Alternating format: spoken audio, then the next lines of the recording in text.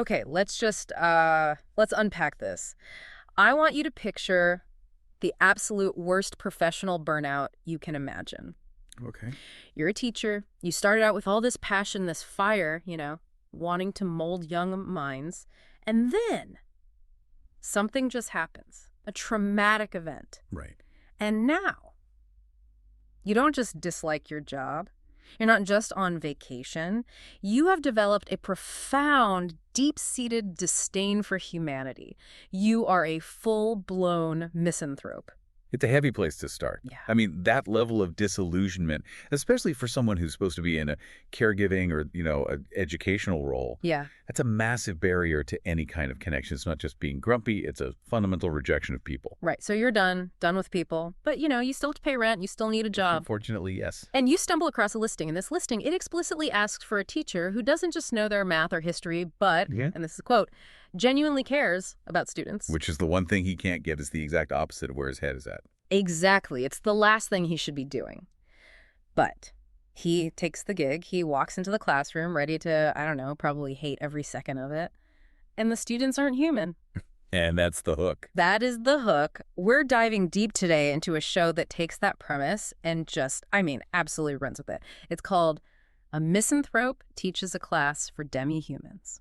It is a mouthful of a title, isn't it? It is. But to be fair, light novel adaptations, they often are. Tells you exactly what the conflict is right up front. It really does. And the reason we're talking about it today is because we've got our hands on the official announcement for the English dub debut. So we're going to be breaking down everything from the story to the massive list of talent behind the microphone and even the Japanese production crew that built this world. Yeah. Because looking at these notes, this isn't just some throwaway comedy. No, not at all. And what's interesting here is that while the title sounds like a situational comedy, and there is certainly humor there, the source material suggests this is actually a much deeper journey of healing and discovery. Right. That's the vibe I'm getting. It's part fantasy, part school life, but with a lot of heart. So our mission today is to explore how a guy who hates people finds his way back through creatures that aren't people. Which is a classic narrative irony, but it's so effective. So let's jump into the story first. Our protagonist is Rei Hitoma. Right, Rei Hitoma. And the source material paints a really specific picture of him. He's described as a once passionate teacher. Yeah, that's crucial. That detail is everything. He wasn't always this cynical. No, the notes mention his career was derailed by a traumatic event. We don't have the specifics of what happened in these notes, but the impact is crystal clear. It led him to this profound disdain for humanity. And I want to pause on that word disdain, because it's doing a lot of heavy lifting. It's not just annoyance. It's a worldview. He's fundamentally rejected the value of human connection because of whatever his trauma was. He views humanity as flawed, maybe even dangerous or just unworthy of his energy. So, enter the twist. He takes this job, reluctantly, and he's faced with a class of demi-humans. Now, for anyone maybe not deep in anime lore, let's just clarify that term. Demi-human usually means, what, human-like, but with animal or supernatural traits. Correct. Yeah. In the context of fantasy anime, they're distinct from humans biologically, often culturally. They might have ears, tails, wings, whatever. Different medical properties. Right. And the source describes this moment, Rei walking into a class of non-humans, as something that challenges his worldview. Well, think about the psychology of that for a second. If your trauma is rooted in human behavior, in human betrayal or failure, then interacting with beings who are distinct from humans might just bypass those defense mechanisms. That's the psychological loophole. It's a fascinating setup. He can tell himself, I hate humans, but he can't automatically apply that hate to, say, a mermaid or a wolf boy. Because they fall outside his trauma trigger. Exactly. It allows for a poignant path toward understanding, as the text puts it. It's a backdoor for his empathy to return. I love that framing. It's like he's tricking his own brain into caring again. He is. The source explicitly calls it a journey of healing. He thinks he's just teaching a class to pay the bills, but the real narrative is about him relearning how to connect. And the text explicitly says the goal is to navigate a poignant path toward understanding. That implies the road isn't smooth. No. It's not just about teaching math. It's about understanding acceptance on a really fundamental level. And the irony is just palpable. A man who hates humans finds his path to acceptance through creatures that society might see as other or even monstrous. It's that classic who is the real monster. trope, but sort of flipped on its head to be heartwarming. The source actually calls it a rich tapestry of character development. Tapestry, that's such a specific word. It implies weaving together all these different threads. So we're likely looking at the individual stories of these students intertwining with Rei's own recovery. It can't just be the Rei show. Right. The students are the threads that pull him back together. Exactly. But a tapestry needs a weaver. And speaking of weaving things together, let's talk about the people who actually built this show. Because the creative pedigree here is, honestly, it's surprisingly stacked for what could have been a simple comedy. It really is. When you look at the Japanese production team, you start to see why this show is generating some buzz. First off, the studio is Asread, and the director is Akira Iwanaga. Right, and Iwanaga is a name that brings a specific flavor to the table. The source notes his previous work on Arifureta, From Commonplace to World's Strongest. Which is a pretty big deal in the fantasy genre. It is. Arifureta deals with some darker themes and outsider narratives as well. It's about a character who's betrayed and has to claw his way back up, often with a very cynical outlook. Sounds familiar. Yeah. So having Iwanaga at the helm suggests he knows how to handle that balance between fantasy action and deep, gritty character isolation. He understands the misanthrope mindset. Okay, that makes sense. And then for the writing, the credit is for series composition. We have Katsuhiko Takayama. Now, I want to stop here for a second. We see series composition in credits all the time. But what does that actually mean? Is he just writing the dialogue? That is a great question because it's a vital role that often gets overlooked. The series composition writer is essentially the architect of the season. The architect. They don't just write individual scripts, they look at the original source material, the novels or the manga, and decide how to break it down. They decide where episodes end, what gets cut, what gets emphasized, and how the pacing flows across the entire series. So if a show feels too rushed, or if the emotional beats don't land because we didn't spend enough time with a character, that's a composition issue. Precisely. They control the structure. And Takayama is interesting because the source specifically highlights his reputation for witty writing. They mention his work on I'm the Evil Lord of an Intergalactic Empire. Which, I mean, incredible title aside, that suggests he's good at that blend of comedy and genre tropes. Exactly. Yeah. Evil Lord is full of misunderstandings and dry humor.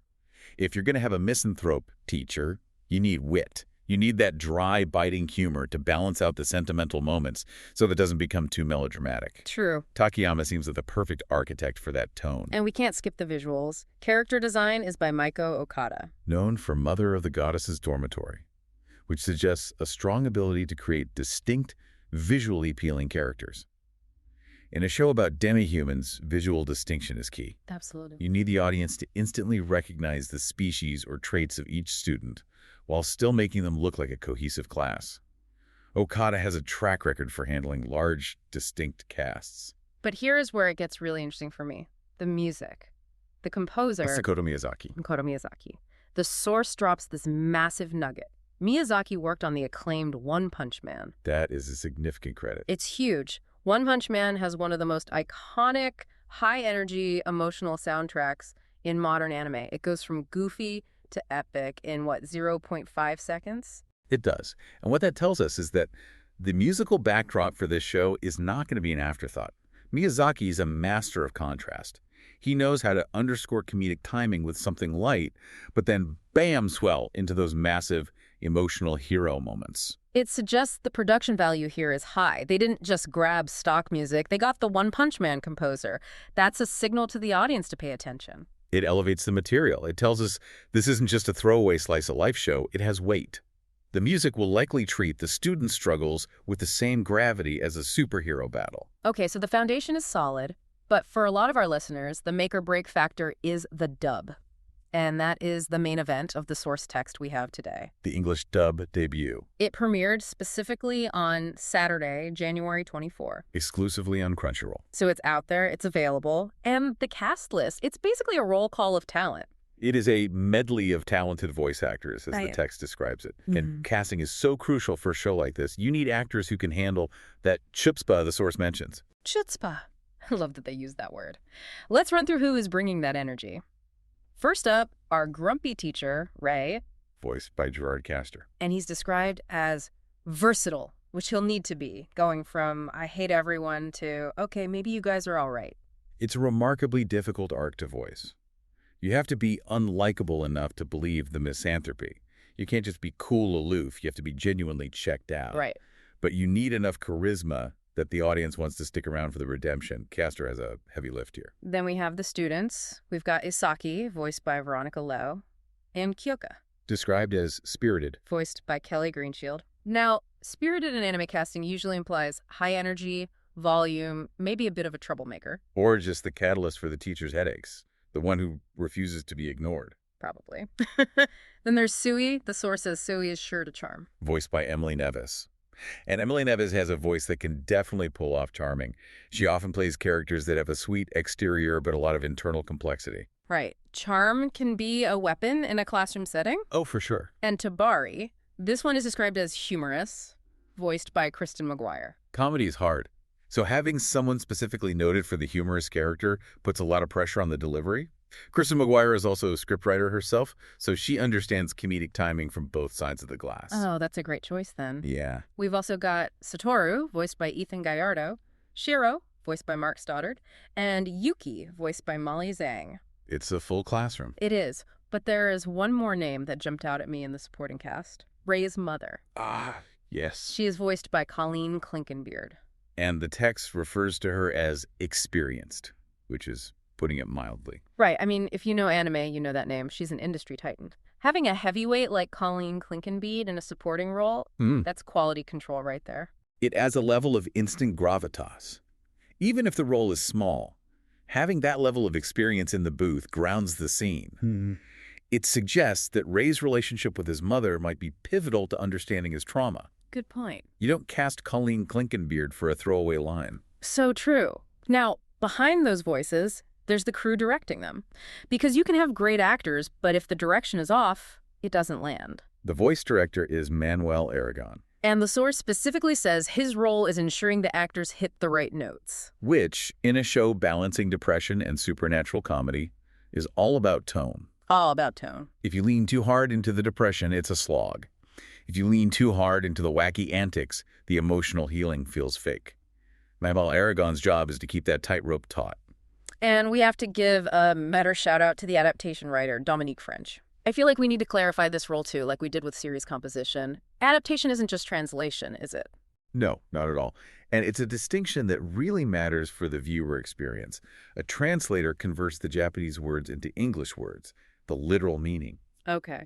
But an adaptation writer takes those English words and crafts them into dialogue that sounds natural, that matches the lip movements, and retains the cultural nuances while being understandable to an English-speaking audience. So when the characters are cracking jokes or using slang or showing that chutzpah, that's the adaptation writer at work. Exactly.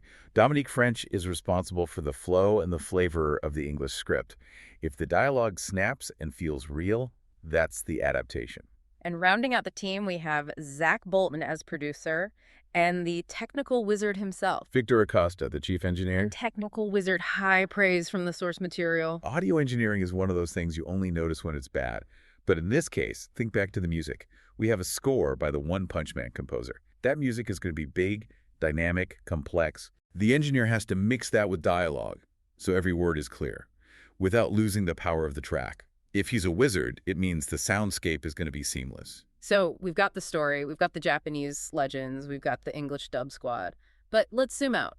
Why does this show matter? Why should our listener add this to their queue right now? The source puts it beautifully. It says the show is a blend of fantasy and heartfelt storytelling. An emotional roller coaster, they called it. And I think that's the key. We're in a time where there's a lot of cynicism in media. But this show's core message, according to the text, is that even the most jaded souls can find a reason to hope. That's the part beast, part heart tagline coming into play. Exactly. It's genre blending. You come for the fantasy, the demi-humans, the magic, the beast part, but you stay for the heart. The beast is just the packaging for the emotion. The source mentions it's a rich tapestry of character development. It's not just a comedy where things blow up. It's about connection. And specifically, connection through the lens of fantasy. This is something the genre does best. Sometimes, by looking at something supernatural, we see human nature more clearly. How so? Well, if a man who has given up on humanity can find connection with beings who aren't human, what does that say about the definition of humanity? Whoa, okay, let's dig into that. That's deep. Well, that's what the show seems to be asking. It really is. It's challenging the viewer. It says this is a poignant path towards understanding. It's asking us to look at how we define connection. If Rei finds salvation in a demi-human student, is he finding humanity in them? Or is he realizing that connection transcends species? That is the central question. If a monster shows more compassion than a person, the label of monster starts to lose its meaning. And the label of human Becomes something you have to earn, not something you're just born with. And it serves as a reminder. The text closes with this sentiment. Even amidst despair, there's always a beam of light waiting to shine through. And sometimes that beam of light is a demi-human student causing absolute chaos in your classroom. Sometimes in the most unexpected forms, yes. It reminds us that help often comes from the places we least expect it.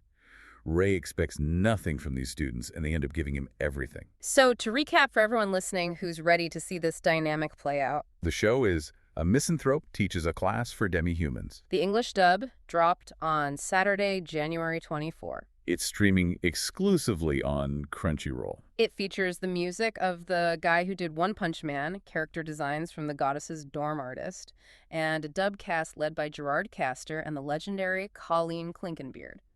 It's a production with a lot of heavy hitters behind it, all serving a story about redemption. It's got humor, it's got magic, and it's got a teacher who really needs a hug, even if he would probably slap your hand away if you tried to give him one. Especially if you would slap your hand away. Those are the ones who need it most. True. So here is something I want you, the listener, to think about as you watch this. We talked about Rei's misanthropy. He defines humanity as something negative, something that hurt him. But he learns to love, or at least care through these demi-humans. So the question is, as you watch Rei interact with Isaki, Kyoka, and the rest, ask yourself, who is actually doing the teaching here? That is the question. Is Rei teaching them how to fit into the world? Or are they teaching him how to be part of the world again? Check it out. Let that beam of light shine through and see if you can find the heart in the beast. Well said. Thanks for diving in with us. Catch you on the next one.